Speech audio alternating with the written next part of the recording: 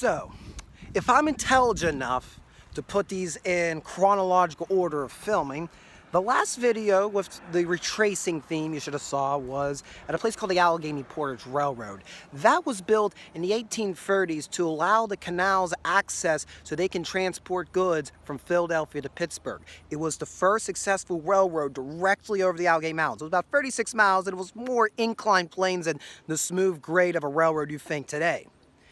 Well, they put all this effort in building that Portage Railroad, building the canals. It got open in the 1830s. And then in 1854, this was opened. Behind me is the Horseshoe Curve, one of the most famous locations in American railroad history. There is a lot to talk about here, and I feel a little bit humbled to be in here because a lot of people have talked about before and have done a way better job than I'm going to. But as the railroad geek that I am, the last time I was here was, I think, 2010, and the first time I was here was in 2003, 2004. So now that I'm here by myself, now as a history nerd, let's see what we can see here. Let's see what we can retrace here at the Horseshoe Curve, a national landmark.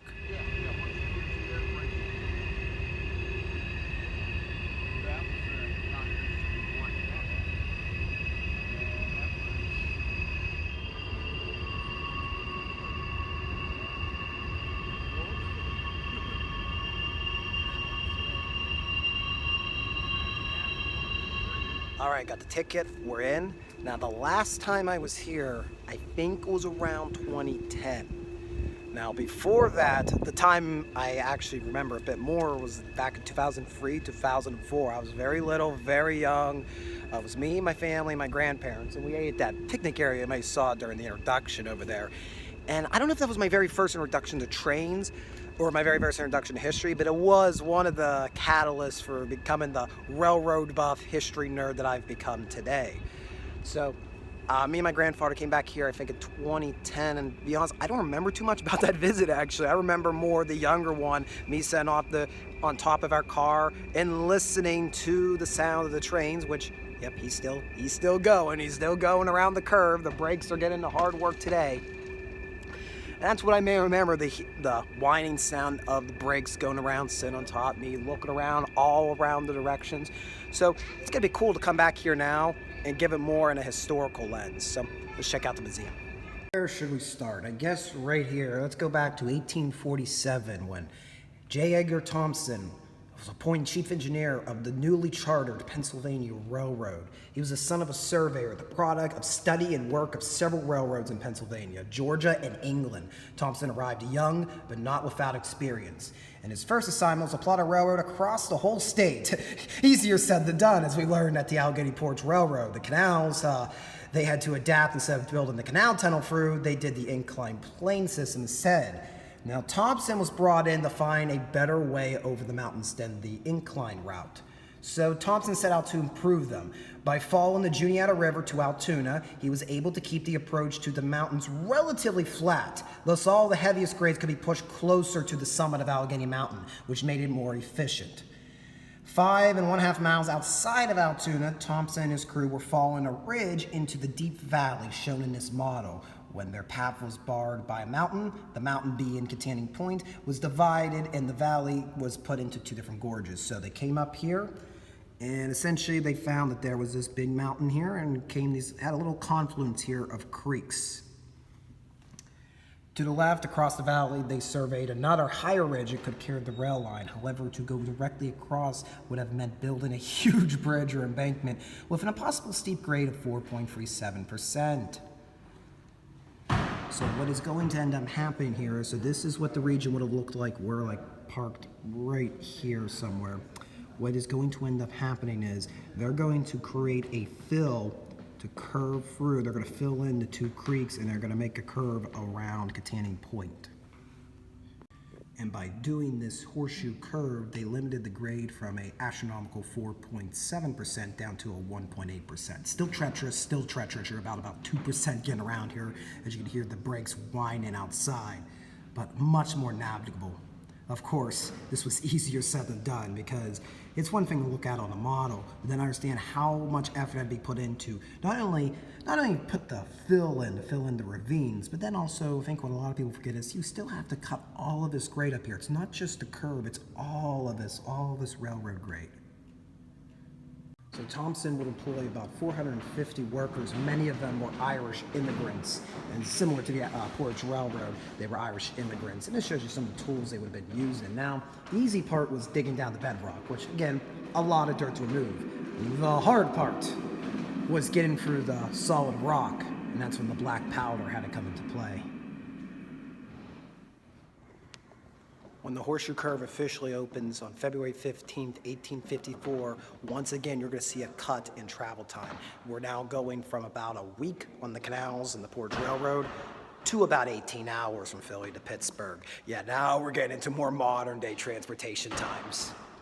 Now you can think, of course, all about the engineers and the conductors working on the trains, but also remember many people had to continually replace all this stuff by hand to make sure no trains derailed. And this little sign here talks a bit about one of our nicknames, the Gandhi Dancers. It seems to be origin from the South, from African-American laborers on the railroad. By the way these laborers would move back and forth, it was almost like a suggestive sort of dance. The name stuck, is spread around the United States, and the Gandhi Dancers, hundreds of thousands of them worked across the country replacing railroad ties and rails just like you see here. Today, a lot of that is done robotic. So, a lot of jobs lost there. Now, where the canals forged the link between east and west and allowed the two ends of the state to develop, what the curve in the Pennsylvania Railroad allowed to do is actually allow the interior, what's between those two cities, to develop very rapidly. The American Civil War is going to occur not many years after the completion of the Horseshoe Curve. That is going to create many foundries and factories in places like Pittsburgh and Philadelphia, but also places like Johnstown, Pennsylvania.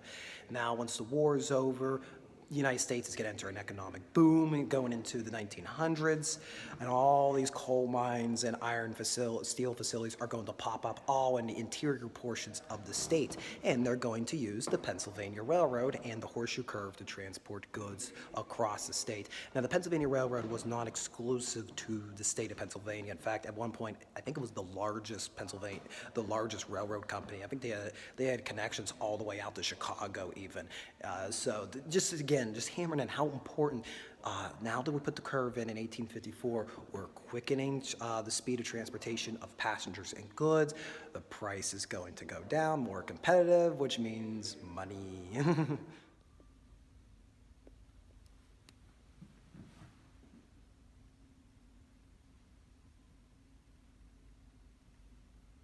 Throughout its nearly 170 years of service, many a different locomotive has traversed the Horseshoe Curve grade. This one did not, but this is a model based on the John Bull, which was the first passenger-hauling locomotive to run on American rails. However, I do believe a replica of it did traverse the Horseshoe Curve sometime around the bicentennial, and I believe that replica is now on display at the Pennsylvania Railroad Museum in Stroudsburg. Again, tongue-twisting. There's a 260 Mogul. It's kind of hard to see with the light. There is a similar operated locomotive just a few miles from here at the Everett Railroad. It's an old 260 Mogul. I think it was built back in 1920. It's ran by the Everett Railroad, and you are more than willing to head over to Laurel Highlands Railfan Films, that's another channel of mine, and see a series of videos on a Mogul in operation. And there you got the 282 Mikado type. Again, I'm sorry, it's hard to see with the light. And of course, with every evolution, these locomotives are getting faster and faster. An assortment of coaches, they get more and more grandiose.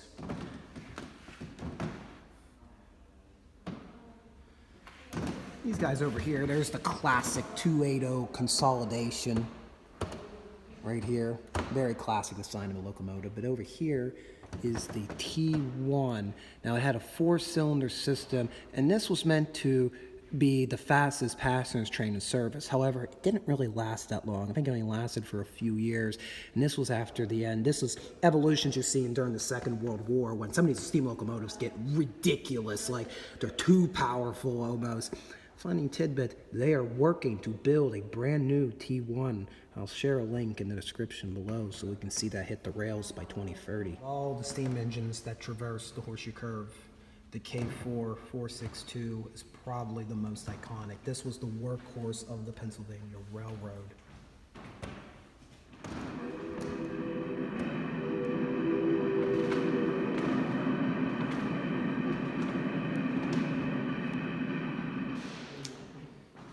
Oh, we ain't just gonna talk about railroad history here, folks. We are gonna also talk about some military history, because in the summer of 1942, a series of 8 Nazi agents were apprehended, and they were found out that they had planned to target and bomb multiple infrastructures in the United States, including the Horseshoe Curve. So you can see here's a mock-up of with the, oh great, yeah, this video is getting demonetized and knocked out, but we're going to show it anyways for historical significance. So you can see various weapons from Germany, a couple German, I believe that's a German cap there.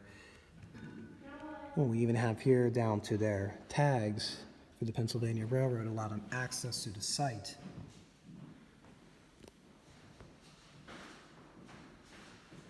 I believe 6 of the agents were ultimately executed for espionage, one of which actually defected back to the United States, although he was still held in prison for several years. 2 survived. Again, this is a whole thing that deserves a video of its own self. Operation Pastorius deserves its own story, as I have a part of it right in my neck of the woods. Presidential history on the Horseshoe Curve. The first president to travel it was Ulysses S. Grant. He was not president at the time. He was actually accompanying President Andrew Johnson. So Andrew Johnson was technically the first president over. And oh boy, the Johnson ride from hell, as I call it. We're gonna do a video on that someday. It's relating to Johnstown. But many a president has traveled over the Horseshoe Curve over the years. Dwight D. Eisenhower has, President Roosevelt, well, I think both Roosevelts, if I'm not mistaken. Yep, both Teddy and FDR have rode it. Calvin Coolidge, Wilson. Yeah, I just stole a cynical story line. Don't yell at me. He's not a good president. William McKinley, Warren Harding, if I'm thinking I'm reading this right, their bodies were transported over the curve. They were not here in person. Jimmy Carter is said to be the last president to visit, and I don't think that's fully true. I think because since Biden got elected, I think now he would be considered the most recent president over the curve. And I'm sure at one point Trump was over the curve or something. I don't know. So there's just some presidential.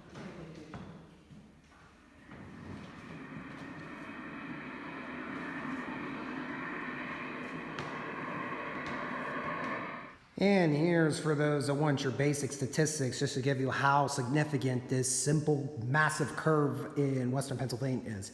At length, it is 2,375 feet. The degree of the curve is 9 degrees. Central angle is 220 degrees. The elevation at the east end is at least 1,500 feet. And the grade per mile is 91 feet. Thank you, National Youth Administration, for designing and building this in 1940. All right, let me pin this. All right. So, the Allegheny Porch Railroad has been out of service since 1854, and the incline here has been out of service since this year. They're taking advantage, I would assume, with the pandemic, lower traffic to fix the incline, which means we get to walk all these stairs. Hooray!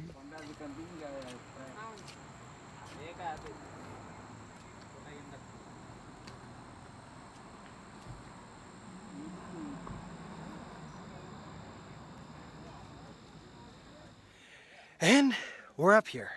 Truth be told, was not as bad as I thought it was going to be.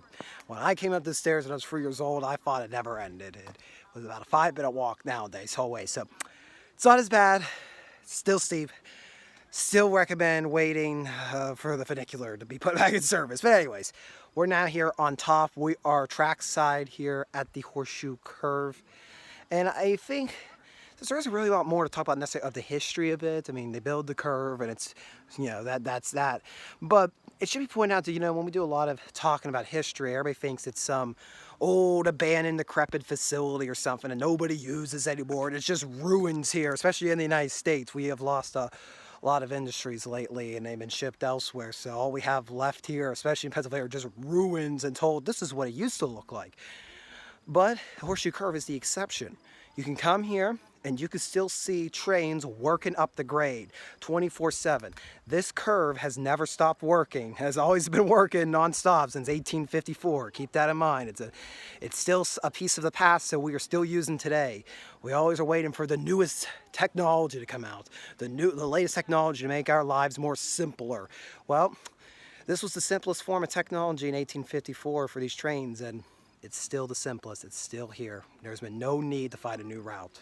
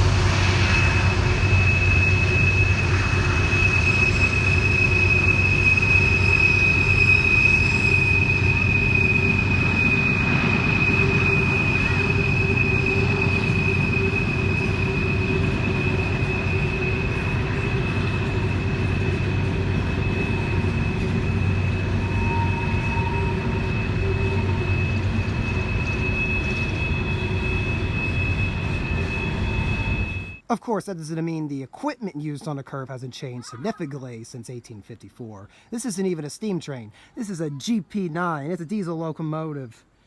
I believe it was in service started in it says right here it was in service in 1955. It was at the tail end of Pennsylvania Railroad's slow conversion from steel to diesel. So this is the dawn of the diesel age and the dying out of the steam phase.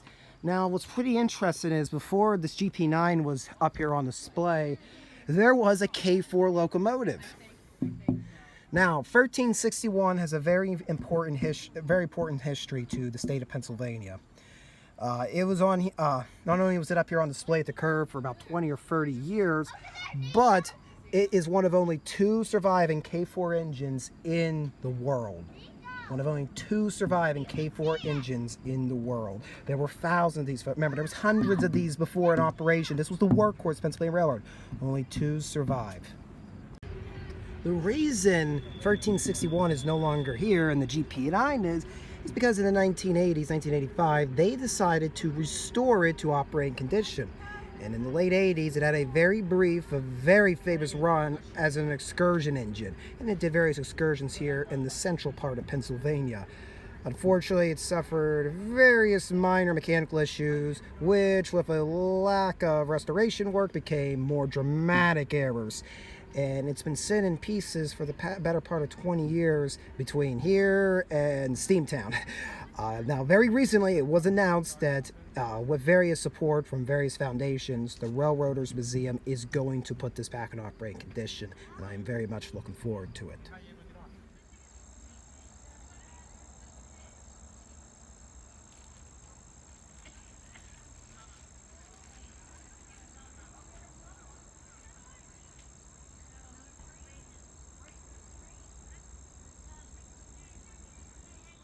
So I was up there for about a half an hour. I mean, I'm probably going to come out to like 5 minutes in the actual video, but I've been up here for about a half an hour. Endless trains, which never happened to me the previous 2 times I was here. So looking forward to uploading some train videos on Laura Highland's Rail Fan Films.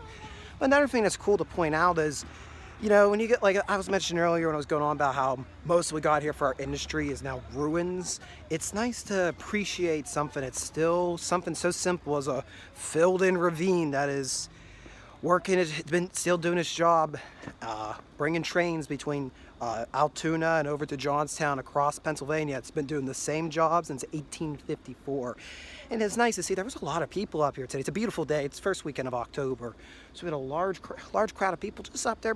Probably a few really knew the full history behind it. Just here just to watch trains for a few hours. It's just interesting. Just we're able to just sit back and appreciate, you know, People appreciate nature sometimes, and people, like myself, appreciate the hard-working machines and the men and women that allow these trains to go across the curve and deliver our goods around the country and beyond.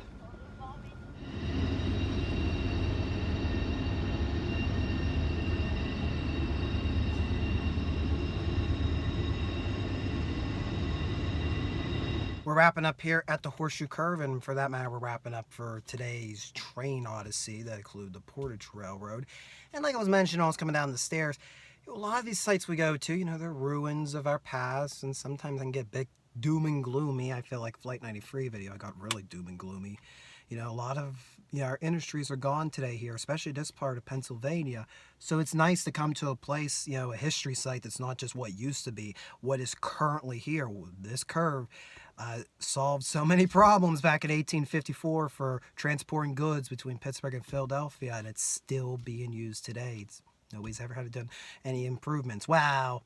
No major improvements like building another railroad line. Of course, who knows how many hours have been put into replacing ties and replacing rail and putting in more ballast and the unfortunate accidents that have occurred in this region. And there has been derailments here continually. Even I think there was like 2 or 3 of them last year right here at the curve. So it's still a treacherous track of land to get over. Not much has changed in 150 years. And for once, when I say not much has changed, that's a good thing. One a few times. Well, thank you guys for watching. Be sure to like and subscribe. I know every YouTuber tells you to do it, like myself, but it does seriously help the videos and the channel grow. One like can bump the algorithm just so much and tell YouTube, hey, history videos matter. Thank you for watching. We'll see you guys in the next video.